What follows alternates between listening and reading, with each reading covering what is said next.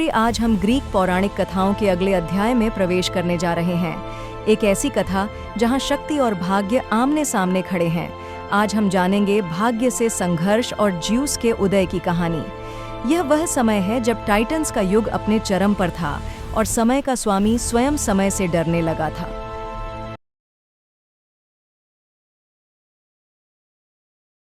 Titans का युग अपने चरम पर था।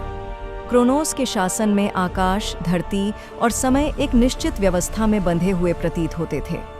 प्रकृति शांत थी, नदियाँ अपने मार्ग में बहती थीं और ऋतुएं बिना बाधा के आती जाती थीं। संसार में स्थिरता थी, पर इस स्थिरता के भीतर एक ऐसा सत्य छिपा था जिसे कोई भी शक्ति बदल नहीं सकती थी। भाग्य। एक प्राचीन भविष्यवाणी क्रोनोस के अस्तित्व पर छाया बनकर मंडराने लगी थी। कहा गया था कि जैसे उसने अपने पिता यूरेनस को हटाया था, वैसे ही उसका ही एक पुत्र एक दिन उसका अंत करेगा। प्रारंभ में क्रोनोस ने इस भविष्यवाणी को महत्व नहीं दिया, पर समय के साथ यह विचार उसके मन में भय बनकर गहराने लगा। विडंबना यह थी कि समय का स्वामी स्वयं समय से डरने लगा था। इस भय ने धीरे धीरे उसके स्वभाव को बदल दिया। उसका विवेक संदेह में बदलने लगा और सत्ता को बनाए रखने की चिंता ने उसे कठोर बना दिया। क्रोनोस यह मानने लगा कि यदि वह भविष्य को जन्म लेने से पहले ही नष्ट कर दे तो भाग्य स्वयं पराजित हो जाएगा। इसी विचार ने उसे ऐसे निर्णय लेने पर मजबूर कर दिया जिनसे उसका पतन निश्चित हो गया। जब भी उसकी पत्नी रिया ने किसी संतान को जन्म दिया, क्रोनोस ने निर्दयता से उसे निगल लिया।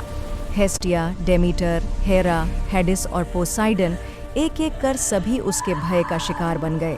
हर बार धरती कराह उठती, आकाश मौन हो जाता और समय मानो एक क्षण के लिए ठहर जाता। मारिया का हृदय हर बार टूटता चला गया, पर वह विवश थी।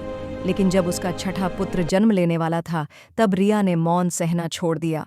उसने सृष्टि की आदिम जननी माता गैया की शरण ली।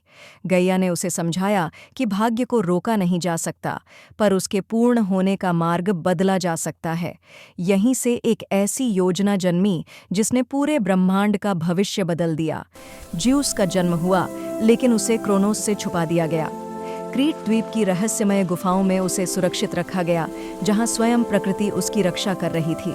क्रोनोस को धोखा देने के लिए एक पत्थर को शिशु के वस्त्रों में लपेटकर उसे सौंप दिया गया। भय से अंधे क्रोनोस ने बिना सत्य पहचाने उस पत्थर को निगल लिया, यह सोचते हुए कि उसने भविष्य को समाप्त कर दिया है। पर भविष्य जीवित था। गुफाओं में जयूस धीरे धीरे बड़ा होने लगा। उसके भीतर आकाश की शक्ति जाग रही थी और बिजली उसके रक्त में बहने लगी थी। कुरेते योद्धा अपने शस्त्रों से शोर मचाते ताकि शिशु की आवाज़ क्रोनोस तक न पहुँचे। समय आगे बढ़ता गया और अनजाने में क्रोनोस स्वयं उस शक्ति को बढ़ने दे रहा था जो उसका अंत बनने वाली थी। क्रोनोस यह नहीं समझ पाया कि भाग्य को निगलने का उसका प्रयास विफल हो चुका है। जिसे वह नष्ट करना चाहता था, वही अब उसके विरुद्ध खड़ा होने वाला था। धीरे धीरे लेकिन निश्चित रूप से वह क्षण निकट आ रहा था जब देवताओं और टाइटन्स के बीच वह महान संघर्ष आरंभ होगा जो पूरे स्वर्ग और धरती को हिला देने वाला था।